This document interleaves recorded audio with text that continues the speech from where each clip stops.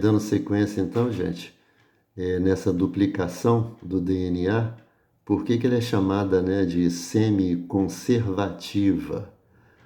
Isso pelo seguinte, porque conserva o corrimão original e forma outro corrimão em cada molécula de DNA.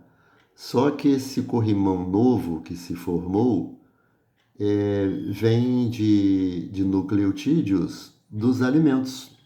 Daí semi-conservativa, porque o termo semi significa parcial. Bem, aqui simbolizando outra vez aquilo que a gente viu no início, né? Aquela escada. Observem, aqui seria o DNA se duplicando, né? Ou seja, a adenina se separando da timina e a guanina se separando da citosina. Isso está acontecendo no núcleo e esses pedacinhos que a gente está vendo aqui são nucleotídeos que derivam dos alimentos que vão se encaixar em seus respectivos lugares. E o resultado disso, qual vai ser? Duas moléculas de DNA. Opa, tá difícil focar aqui. Duas moléculas de DNA idênticas. Não consegui o foco aqui. Agora sim. Duas moléculas de DNA idênticas. Não ficou bom, né, gente? Duas moléculas de DNA idênticas. Muito bem. Quando isso ocorre, depois a célula vai se dividir e cada célula vai receber uma molécula de DNA. Como essas duas moléculas são idênticas, as duas células também terão as mesmas características. Muito bem. Agora nós vamos entrar numa outra parte, que aparentemente seria a mesma coisa, né?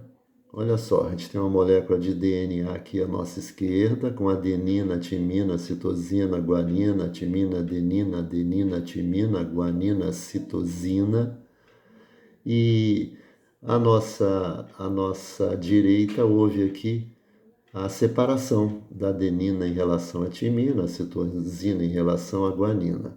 Novamente, essa separação é feita por um trabalho enzimático.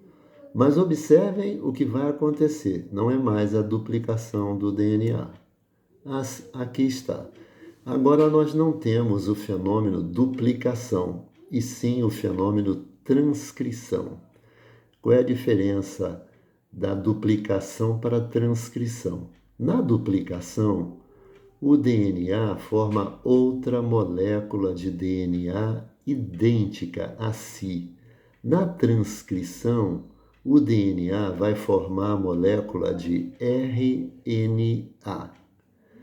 E agora eu gostaria que vocês observassem aqui umas diferenças. Vou aproximar. Assim, olha só. A adenina está se combinando com a uracila.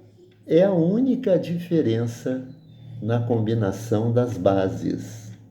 A adenina se combinando com a uracila. E as outras? Não, as outras combinações serão mantidas. A citosina com a guanina, a timina com a adenina. Só a adenina com a uracila é que vai ficar diferente.